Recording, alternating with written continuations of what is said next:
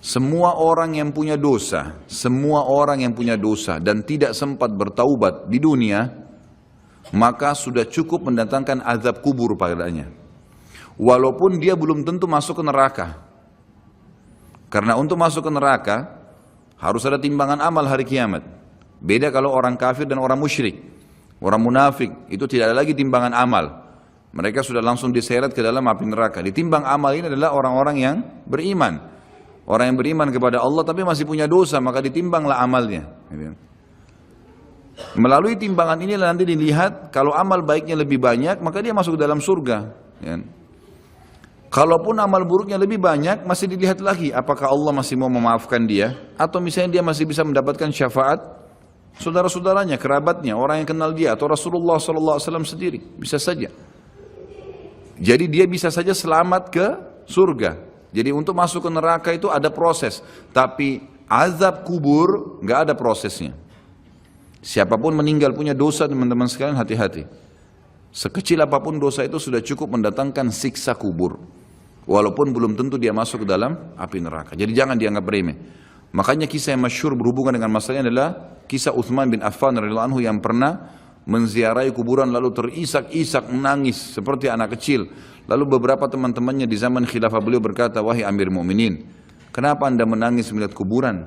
Padahal Nabi SAW sudah menjamin buat anda surga. Dan anda ini siapa? Terkenal anak mantunya Nabi SAW, ya, dapat jaminan surga. Nabi sebutkan lisannya langsung, Utsman di surga, dijamin. Bagaimana bisa anda menangis seperti ini? Jawaban Utsman radhiyallahu anhu sangat bijak. Orang yang beriman dan berilmu punya jawaban yang tepat. Dia mengatakan Rasulullah SAW menjamin buat saya surga, tapi tidak menjamin saya selamat dari siksa kubur. Dari mana jaminan saya disiksa dulu di kubur? Nanti saya masuk surga, betul. Tapi di kubur disiksa dulu karena masih ada dosa. Maka pemahaman yang dikeluarkan oleh para ulama tentang tadi saya bilang, dosa itu sekecil apapun sudah cukup untuk membuat adanya siksaan, gitu kan? Itu karena pernyataan Utsman bin Affan yang menyebutkan statement tadi, gitu kan?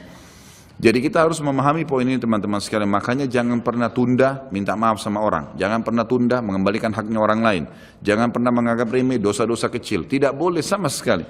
Karena kita akan lihat nanti salah satu penyebab azab kubur adalah tidak cebok pada saat kencing.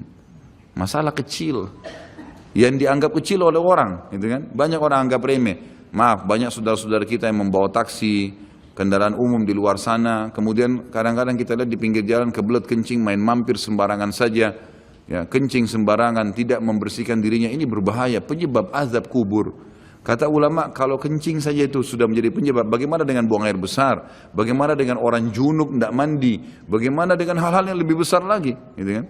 Karena memahami hukum-hukum syar'i seperti ini, kalau hal yang kecil saja dilarang, berarti hal yang besar lebih pantas untuk dilarang. Kalau hal kecil saja mendatangkan azab, berarti hal yang lebih besar lebih pantas mendatangkan azab. Jadi harus hati-hati, gitu kan? Kalau amal ibadah kecil kita kerjakan sudah besar pahalanya, bagaimana dengan amal yang wajib misalnya atau amal yang besar yang kita kerjakan? Kalau umroh fadilahnya besar, berarti haji lebih besar. Kalau sholat sunnah besar, tahajud, maka sholat 5 waktu lebih besar pahalanya, dan seterusnya. Jadi poin-poin ini dalam mukaddimah kita harus difahamin baik-baik, gitu kan? Terutama yang terakhir saya ucapkan tadi, hati-hati teman-teman sekalian. Saya juga tahu diri saya pasti punya salah, tapi saya mengajak diri saya dan jemaah sekalian untuk beristighfar kepada Allah, bertaubat. Jangan tunda pengembalian haknya orang lain, meminta maaf kalau punya kesalahan. Jangan tunda-tunda, jangan bilang nanti Idul Fitri baru saya minta maaf. Nggak ada perintah dalam agama seperti itu. Sebelum pejamkan mata nanti malam minta maaf semua.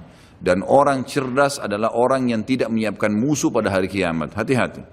Jangan siapkan musuh siapapun dia.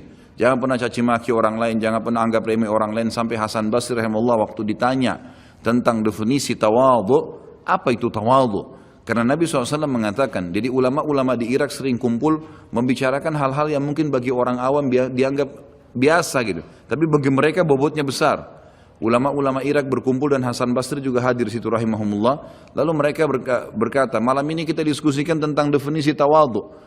Karena Nabi SAW mengatakan man tawadhu lillahi rafa'ahullah, dalam hadis sahih riwayat Imam Ahmad dan Abu Daud. Siapa yang bertawadhu kepada Allah, merendah karena Allah, Allah akan angkat derajatnya. Maka setiap orang ulama memberikan definisinya masing-masing sampai akhirnya tiba di giliran Hasan Basri rahimahullah. Mereka berkata, wahai apa pendapat anda wahai ayahnya Abdullah? Ya. Maka Hasan Basri mengatakan kalian sudah memberikan banyak sekali definisi.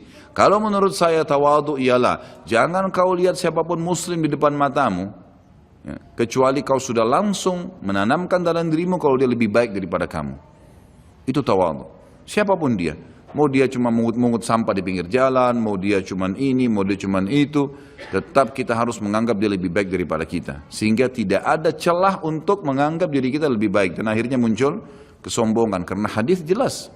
Hadis yang sahih mengatakan siapa dalam hatinya seperti biji sawi dari kesombongan, maka tidak akan mencium bau surga. Berat, gitu kan?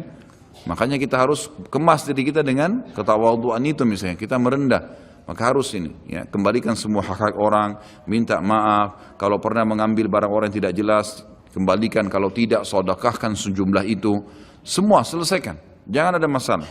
Ya, jangan pernah ada masalah, jangan siapkan musuh. Imam Bukhari rahimahullah pernah berhenti berburu hanya karena meleset anak panahnya kena pagar tetangganya, gitu kan. Diajak teman-temannya, kita memanah yuk, berburu. Beliau senang berburu. Kemudian pada saat beliau lagi latihan panah, ternyata anak panahnya sempat mencuil sedikit pagar kayu tetangganya. Lalu dia panggil gulamnya, gulam ini kayak pembantunya, sampaikan ke teman-teman saya kalau saya tidak jadi memanah, saya tidak jadi berburu, dan sampaikan kepada tetangga kalau Bukhari minta maaf.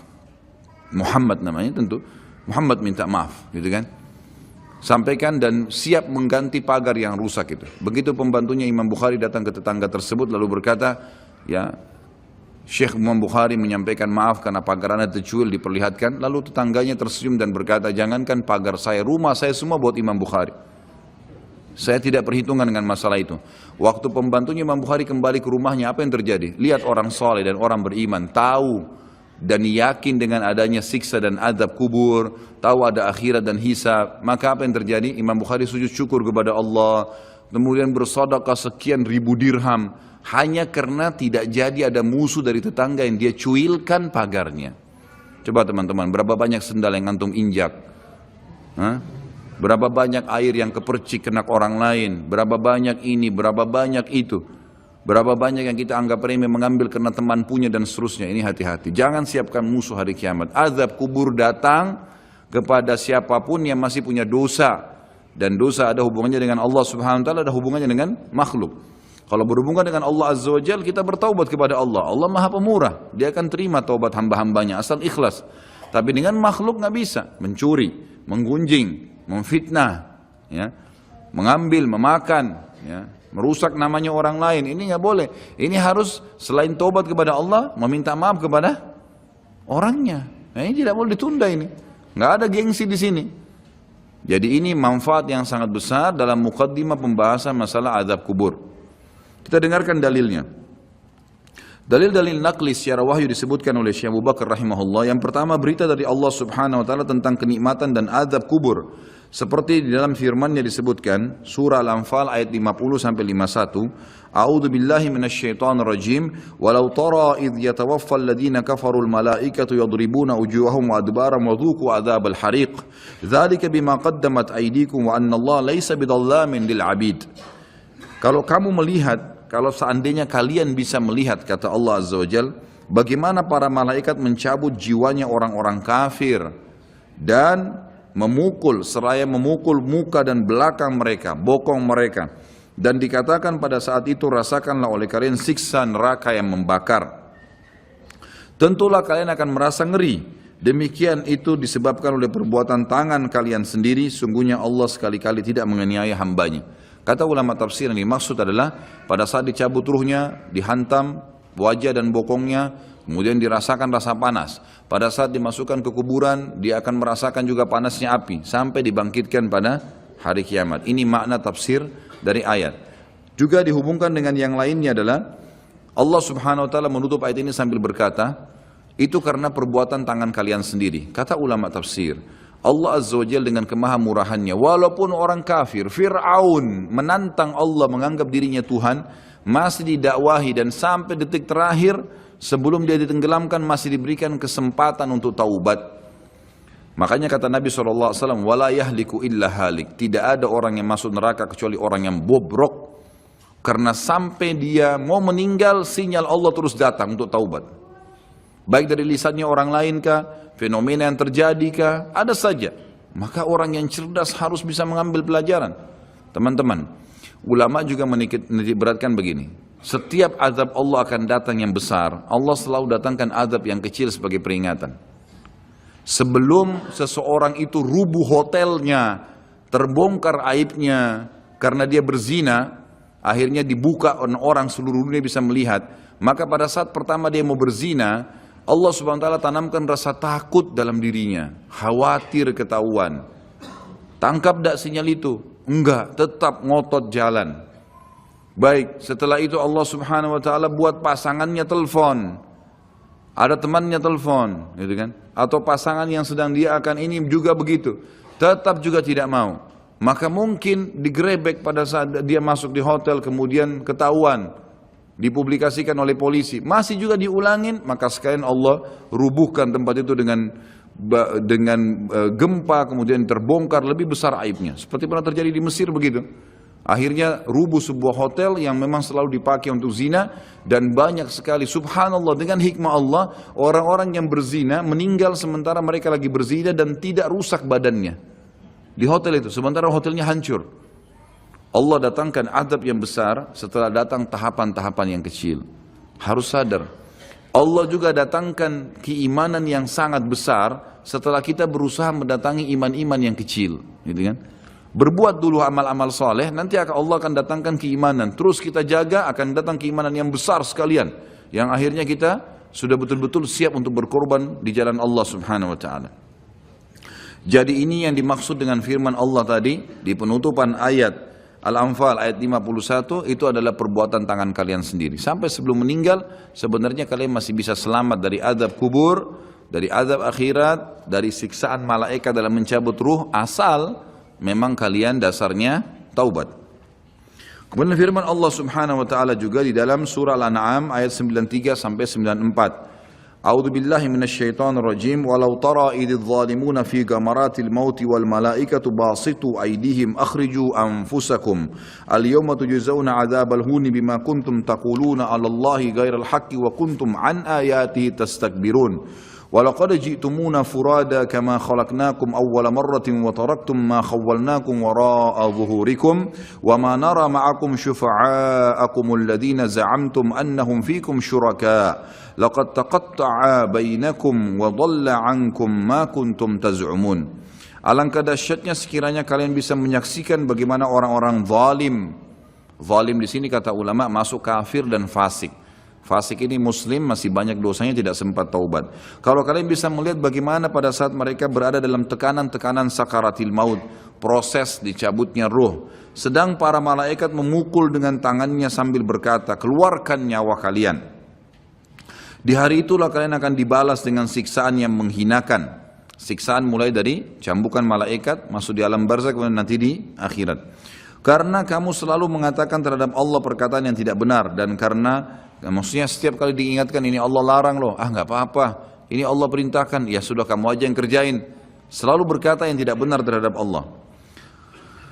Dan juga kamu selalu menyombongkan diri terhadap ayat-ayatnya. Dan sesungguhnya kalian datang pada kami pada saat ini sendirian, sebagaimana kalian kami ciptakan pada mulanya. Dan kalian tinggalkan di belakang kalian di dunia apa yang telah kami karuniakan kepada kalian, rumah, kendaraan, harta dan seterusnya, dan kami tiada melihat beserta kalian pemberi syafaat yang kalian anggap bahwa mereka itu sekutu-sekutu Allah di antara kalian. Mana teman-teman, mana patung yang disembah, mana jimat yang dipakai, mana jin yang sering dipanggil. Kata Allah, tidak ada mereka semuanya.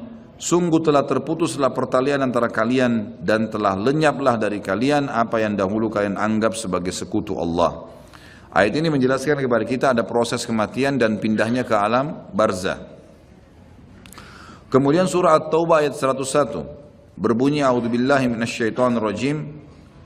Sanu'adzibuhum marrataini thumma yuradduna ila 'adzabin 'adzim. Nanti mereka akan kami siksa 2 kali, kemudian mereka akan dikembalikan pada azab yang besar. Di sini dimaksud kata ulama tafsir, kami akan berikan mereka azab 2 kali di alam barzah dan di alam akhirat bagi orang-orang yang kafir. Ya. Ini berarti penyebutan ada 2 kali siksa, di alam kubur ada siksa dan juga ada di akhirat nanti. Kemudian surah Ghafir ayat 46, ini cerita Allah SWT sampaikan tentang Fir'aun. Disiksa dulu di alam barzah, baru kemudian dimasukkan ke neraka. Jadi dua kali juga diadab. A'udzu billahi minasyaitonir rajim. An-naru yu'raduna 'alaiha guduwan wa 'ashiyya wa yauma taqumus sa'atu adkhilu ala fir'auna ashaddal 'adzab. Kepada mereka ditampakkan neraka pada pagi dan petang di kuburannya. Dan pada hari terjadinya kiamat dikatakan kepada malaikat, masukkanlah keluarga Fir'aun dan kaumnya ke dalam azab yang sangat keras. Kata ulama tafsir, makna ayat ini jelas akan ada azab alam barzah ya, dan juga ada azab akhirat bagi Fir'aun atau orang yang kafir. Bagi orang-orang yang beriman, Allah Subhanahu wa taala akan memudahkan mereka menjawab pertanyaan malaikat di kuburan. Dan itu Allah sebutkan dalam surah Ibrahim ayat 27. Berarti ada proses di alam barzah. Kalau tadi orang-orang kafir dan fasik itu tersiksa, maka ini adalah orang-orang beriman bisa menjawab pertanyaan. Kata Allah Subhanahu wa taala, a'udzubillahi minasyaitonir rajim, yutsabbitullahu alladhina amanu bil qawli tsabiti fil hayatid dunya wa fil akhirah wa yudhillullahu adh-dhalimin wa yaf'alullahu ma yasha'. Allah meneguhkan iman orang-orang yang beriman dengan ucapan yang teguh di dalam kehidupan dunia dan di akhirat. Kata ulama tafsir, kehidupan dunia adalah orang-orang beriman kalau pelajari agamanya, setiap kali ditanya kenapa kamu sholat, kenapa kamu puasa, kenapa kamu jujur, kenapa kamu begini, maka dia bisa menjawabnya di dunia dan di akhirat. Kata ulama tafsir, akhirat adalah pertanyaan malaikat di kuburan dan juga nanti pada saat ditimbangan amal hari kiamat. Dan Allah menyesatkan orang-orang zalim dan berbuat apa yang dia kehendaki. Maksudnya orang-orang zalim tidak bisa menjawab pertanyaan malaikat di dalam kuburan. Ini semua ayat-ayat Al-Quran yang menjelaskan tentang adanya azab atau alam barzah, ada azab dan ada nikmatnya. Kita dengarkan hadis Nabi SAW. Poin kedua dalam kitab kita ini adalah informasi Rasulullah SAW mengenai hal itu. Seperti dalam sabdahnya, innal abda idza wudi'a fi qabrihi wa tawalla anhu ashabu wa innahu la yasma'u qar'ani 'alihim atahu malakani fayaq'idani fayaqulani lahu ma kunta taqulu fi hadzal rajul li Muhammadin sallallahu alaihi wasallam fa ammal mu'minu fayaqul asyhadu annahu abdullahi wa rasuluhu fayuqalu lahu unzur ila maq'adika minan nari qad ab'adaka Allahu bihi maq'adan qad abdalaka Allahu bihi maq'adan minal jannati fayarahuma jami'a. وأما المنافق أو الكافر فيقولان له ما كنت تقول في هذا الرجل فيقول لا أدري كنت أقول ما يقول الناس فيقال له لا دريت ولا تليت ويضرب بمطارق من حديد ضربة فيصيح صيحة يسمعها من يليه من غير الثقلين. Sesungguhnya seorang manusia apabila telah diletakkan di dalam kuburnya dan ditinggalkan oleh para pengantarnya, sesungguhnya ia masih mendengar bunyi gesekan sendal mereka. Lalu ia didatangi oleh dua malaikat. Kemudian dua malaikat itu mendudukkannya dan berkata kepadanya, bagaimana menurut keyakinanmu tentang laki-laki itu? Yang dimaksud adalah Nabi Muhammad SAW. Maka seseorang mukmin akan menjawab, aku bersaksi bahwasanya dia adalah hamba dan utusan Allah. Lalu dikatakan kepada mayat tersebut, lihatlah tempat dudukmu dari neraka telah diganti oleh Allah dengan tempat duduk dari surga. Si mayit pun melihat kedua tempat tersebut. Adapun terhadap orang munafik atau orang kafir, maka kedua malaikat akan bertanya kepadanya, bagaimana menurut keyakinanmu tentang laki-laki itu? Maksudnya Nabi Muhammad SAW. Maka ia akan menjawab, aku tidak tahu. Aku mengikuti apa yang diyakini banyak orang. Lalu dikatakan kepadanya, kamu tidak tahu dan juga tidak mengikutinya. Sambil dipukul satu kali dengan palu yang terbuat dari besi, sehingga ia berteriak keras dan dapat didengar oleh semua makhluk kecuali jin dan manusia. Hadis ini riwayat Imam Bukhari. Ditambah dengan riwayat yang lain, sama juga sahih, kata Nabi SAW, lalu malaikat mencambuknya dengan besi. Ini tidak disebutkan dalam buku sini, saya tambahkan, ditambukkan dengan besi yang semua makhluk Allah mendengarkan kecuali jin dan manusia. Dan kalau jin dan manusia mendengar pencambukan tersebut, maka mereka akan meninggal seketika karena kerasnya cambukan itu. Hadis ini menjelaskan kepada kita tentang adanya azab kubur. Selanjutnya hadis Bukhari juga, di mana Nabi SAW bersabda, idza mata ahadukum urida alaihi maq'aduhu bil ghadati wal ashi in kana min ahli an-nar fa min ahli an-nar fayuqalu lahu hadha maq'aduka hatta yab'athaka Allah ila yaumil qiyamah. Apabila salah seorang dari kalian meninggal, maka ditampakkan kepadanya tempat duduknya di waktu pagi dan petang. Jika orang itu termasuk penghuni neraka, maka tempat duduknya dari penghuni neraka. Lalu dikatakan kepadanya, inilah tempat dudukmu sampai Allah membangkitkanmu nanti pada hari kiamat. Jadi sambil disiksa, sambil diperlihatkan pada pagi dan sore hari tempatnya di api neraka. Perlu kita tahu juga, ulama memberikan gambaran setiap manusia, beriman atau kafir, mereka punya tempat di surga dan di neraka. Kita semua ini punya tempat di surga dan di neraka. Dua-duanya kita miliki. Fon diambil dulu.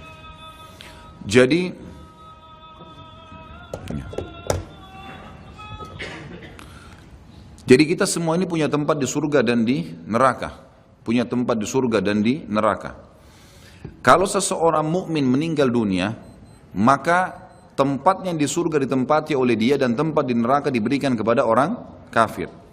Kalau dia meninggal dalam keadaan kafir, atau dia munafik, atau dia musyrik, kekal di api neraka, maka dia akan mendapatkan tempatnya di neraka dan tempat yang di surga diberikan kepada orang-orang yang beriman. Karena hadis ini menjelaskan kepada kita, tempatnya diberikan yang di neraka misalnya, tempatnya diberikan yang di surga, gitu kan, diberikan, maka diberikan kepada dia tempat yang layak dia dapatkan. Kalau dia beriman tapi masih punya dosa, layak masuk neraka dulu, maka dia akan tempati tempatnya di neraka. Setelah dosanya bersih baru dia masuk ke dalam surganya. Seperti itu memahami makna daripada hadis tadi. Kemudian juga ada hadis yang lain, tidak disebutkan dalam buku ini, saya sebutkan, kata Nabi SAW, kalau seseorang mukmin meninggal dunia maka akan datang kepadanya 3 sosok malaikat. 2 malaikat rahmat kiri kanan membawa kain kafan dari surga, dan 1 malaikat maut di ubun-ubun kepalanya mengatakan kepadanya, hai jiwa yang baik, kembalilah kepada rahmat dan pengampunan Tuhanmu. Maka ruhnya keluar lebih mudah daripada air dari mulut kendi. Kemudian ditangkap oleh malaikat rahmat dan dibungkus dengan kain kafan dari surga, lalu dibawa ke langit. Begitu menembus 7 lapis langit, setiap malaikat di langit berkata kepada malaikat rahmat, siapa ini? Sungguh mulia ruh ini. Kata Nabi SAW, karena ruhnya mengeluarkan wangi yang lebih wangi daripada bau kasturi. Dan insya Allah mudah-mudahan kita termasuk di sini.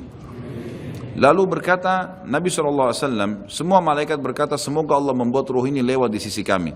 Lalu sampai di langit ke-7, terdengar suara dari langit, ini tidak dijelaskan, Allah langsung yang menyampaikan atau malaikat yang menyampaikan pesan Allah. Maka dikatakan, catatkan hambaku ini termasuk penghuni surga, kembalikan dari dunia, di sana saya ciptakan, di sana pula saya akan bangkitkan. Diantarlah jenazahnya, ruhnya bersama jenazahnya diantar oleh kerabatnya, lalu 3 langkah pengantar masih meninggalkan tempat tersebut, dia masih mendengar suara sandal mereka. Sampai setelah 3 langkah, maka malaikat datang mendudukkan dia lalu bertanya, siapa Tuhanmu, siapa nabimu, apa kitabmu? Kalau dia orang mukmin, dia menjawab sebagaimana tadi dalam Al-Quran yang disebutkan dalilnya ya, yang dalam surah Ibrahim ayat 27 itu. Kata Nabi SAW, kalau kalian mau bacalah ayat itu, yuthabbitullahu alladhina amanu bil qawli tsabit fil hayatid dunya wa fil akhirah. Al-ayah. Allah akan tetapkan di lisan orang-orang beriman untuk menjawab pertanyaan di dunia dan juga di akhirat. Akhirat termasuk alam barzah. Maka dia jawab, Tuhanku Allah, Nabiku Muhammad, kitabku Al-Quran.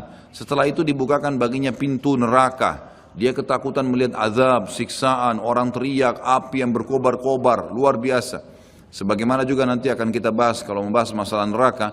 Neraka itu nanti akan penuh, ya, akan penuh tergenang dengan nanah dan darah penghuni neraka, dan akan menjadi minuman dan makanan penghuni neraka itu sendiri. Naudzubillah. Maka dia ketakutan. Lalu kata malaikat, lihatlah dari apa Allah selamatkan dirimu.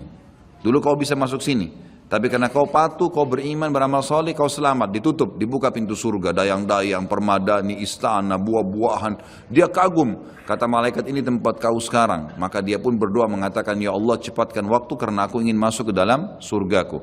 Lalu kemudian datang di sebelahnya orang yang tampan, bajunya bersih, badannya wangi. Lalu dia kagum mengatakan, siapa kamu ini? Kata dia, saya amal baik yang akan menemani kau sampai hari kiamat. Solat anda, ini hadir di majelis ilmu seperti ini, puasa, sedekah, bakti dengan orang tua, kerjakan saja itu sampai mati, insya Allah akan menemani kita di kuburan. Lalu kemudian ya dia ditemani oleh amal tersebut. Lalu Allah SWT berfirman, kata Nabi SAW, lalu Allah berfirman berkata kepada para malaikat, lapangkan kuburan hambaku ini seluas pandangan matanya, dan ya bukalah jalannya supaya dia bisa lihat tempatnya di surga, karena dia belum bisa masuk setiap pagi dan petang hari. Lalu jadilah kuburannya taman dari taman surga, gitu. Kemudian sebaliknya kalau orang fasik atau orang kafir, fasik orang yang banyak dosanya, tidak sempat taubat tadi, dan orang kafir, prosesnya sama, datang malaikat maut diubun-ubun kepalanya dan dua malaikat kiri kanan azab, penyiksa bawa kain kafan dari neraka, lalu malaikat maut berkata, hai jiwa yang busuk keluar kepada murka Tuhanmu. Maka dia berserakan di tubuhnya nggak mau keluar, malaikat pun menarik dengan keras sambil berkata, kau pasti akan keluar. Maka ditariklah dengan keras seperti bulu domba yang dibasahkan, dililitkan di pohon berduri lalu ditarik dengan keras sehingga berantakan bulu domba itu. Lalu dibungkus dengan kain kafan dari neraka, dibawa ke langit. Baru di langit pertama semua malaikat nolak, tidak ada yang mau menerimanya. Sambil berkata kepada malaikat azab, ruhnya siapa ini? Sungguh buruk ruh ini. Kata Nabi SAW, karena ruh itu mengeluarkan bau yang lebih busuk daripada bau bangkai. Lalu kemudian kata Nabi SAW, terdengar suara dari langit, Allah berfirman, catatkan hambaku ini termasuk penghuni neraka. Kembalikan dia di dunia, di sana saya ciptakan, di sana pula saya akan bangkitkan. Dikembalikan bersamaan jasadnya diantar oleh kerabatnya. Kemudian pada saat mereka melangkah 3 langkah masih dengar suara sendalnya. Lalu datang malaikat menundukkan dia, menanyakan siapa Tuhanmu, siapa nabimu, apa kitabmu. Kalaupun dia orang muslim hafal mati, tetap jawabannya sama. Innama aqulu kama kana yaqulun nas. Saya nggak tahu, saya cuma ikut-ikut dulu orang bilang apa. Dibukakan baginya pintu surga, dayang-dayangnya, permadadinya, semua fasilitas yang luar biasa. Dia kagum, kemudian malaikat mengatakan, lihat dari apa kamu haramkan dirimu. Kamu bisa masuk sini, tapi kamu yang tidak mau. Ya. Lalu ditutup, dibuka pintu neraka, azab, teriak-teriak orang yang disiksa. Lalu dia ketakutan, kata malaikat, ini tempat kamu sekarang, tidak bisa kamu lari darinya. Maka dia berdoa mengatakan, ya Allah jangan cepatkan waktu karena aku tidak ingin masuk ke dalam nerakaku. Datang di sebelahnya orang yang tampangnya buruk, badannya tidak baik, menakutkan. Lalu dia mengatakan, siapa kamu ini? Dia mengatakan, saya amal burukmu yang menemani kau sampai hari kiamat. Zinahnya, dustanya, ribanya, durhaka dengan orang tua, ini semua perbuatan buruk. Harus taubat, kalau tidak akan menemani di kuburan. Na'udzubillah. Lalu kemudian kata Nabi SAW menutupan hadis Bukhari, Allah mengutus kepadanya malaikat yang tidak punya pendengaran dan penglihatan, yang membawa besi, sebuah besi. Kalau besi itu seluruh jin dan manusia bersatu untuk membalikkan saja, mereka tidak akan mampu. Lalu dihantamkan ke orang ini sampai dia hancur, kemudian diulangi lagi, begitu terus sampai hari kiamat. Riwayat lain mengatakan juga, riwayat Bukhari penutupannya, Allah subhanahu wa ta'ala membuat dinding kuburannya menjepit sampai tulang rusuknya seperti ini, kemudian diulangi lagi. Ulama hadis menggabungkan kedua hadis berkata, dia sambil dipukul, sambil dijepit, hancur, diulangi lagi, begitu terus sampai hari kiamat. Jadi ini na'udzubillah azab kubur yang sudah disampaikan oleh Nabi SAW. Bersyukurlah teman-teman kita sudah tahu dari sekarang, ya tinggal bagaimana menjaganya. Nabi SAW dalam hadis yang lain riwayat Bukhari juga selalu berdoa agar dijauhkan dari kuburan. Sebagaimana doa sebelum salam, Allahumma inni a'udzubika min adabil qabri wa min adabin nari wa min fitnatil mahya wal mamati wa min fitnatil masihid dajjal. Ya Allah, sungguhnya aku berlindung kepadamu dari adab kubur, dari adab neraka, dari cobaan fitnah kehidupan dan kematian, serta dari fitnah masihid dajjal. Dalil terakhir kita baca, baru kemudian azan, adalah saat Nabi SAW melewati 2 kuburan. Di dalam hadis Bukhari juga beliau bersabda lewati kuburan tersebut, innahuma yu'adzabani wa ma yu'adzabani min kabir. Kedua penghuni kuburan ini sedang disiksa dan mereka disiksa bukan pada hal yang dianggap besar oleh manusia. Thumma qala bala amma ahaduhuma. Lalu beliau berkata, sebenarnya itu bisa dikategorikan dosa besar. Kalau salah seorang dari mereka fakana yas'a bin namima, karena suka mengadu domba, wa ammal akharu fakana la yastatiru min bauli, yang satunya lagi tidak bersuci pada saat dia sedang kencing. Yang terakhir dalil nakli adalah poin ketiga, berimannya jutaan para ulama, orang-orang soleh dan orang-orang mukmin dari umat Nabi Muhammad SAW dan umat-umat yang lain kepada adanya azab kubur dan kenikmatannya serta segala apa yang diriwayatkan berkenaan dengannya. Silakan azan dulu, insyaallah baru kita lanjutkan. Atau kiamat mempunyai konsekuensi iman kepada adanya azab dan kenikmatan kubur.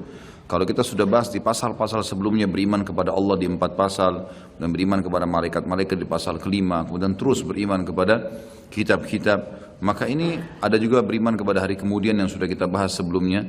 Ini semua memiliki konsekuensi juga sama, adanya beriman kepada azab dan kenikmatan kubur serta segala yang berkenaan dengannya.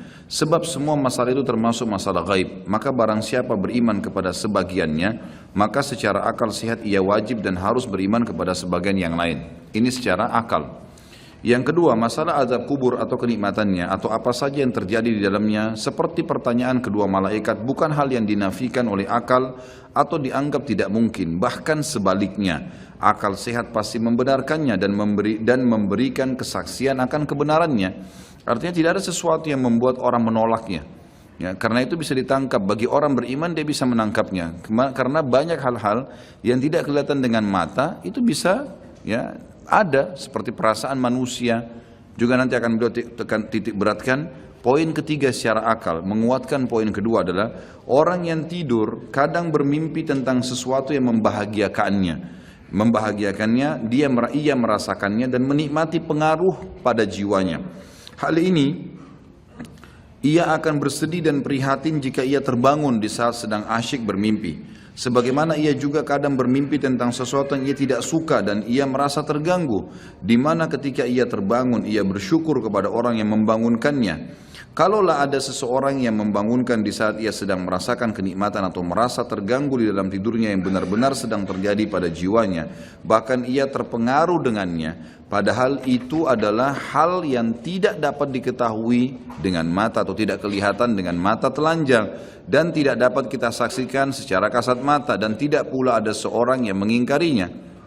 Maka bagaimana azab kubur dan kenikmatannya diingkari padahal ia sangat mirip dengan mimpi? Atau kesimpulannya adalah, ini sebagai penutup poin ketiga terakhir, adalah kata para ulama, orang yang hidup di dunia pada saat dia meninggal seperti orang yang bangun dari tidur. Jadi pada saat dia tiba-tiba melihat malaikat maut datang, maka seperti orang yang tidur kaget. Disitulah dia melihat kehidupan yang sebenarnya. Malaikat datang mencabut ruhnya, semua fakta yang disampaikan secara wahyu dia akan lihat. Dan semenjak itu dia akan menghadapi kehidupan yang abadi. Tidak ada lagi kematian, karena mati cuman satu kali. Jadi seperti orang yang baru bangun tidur dan akhirnya dia kaget. Seperti itulah orang yang menghadapi kematian.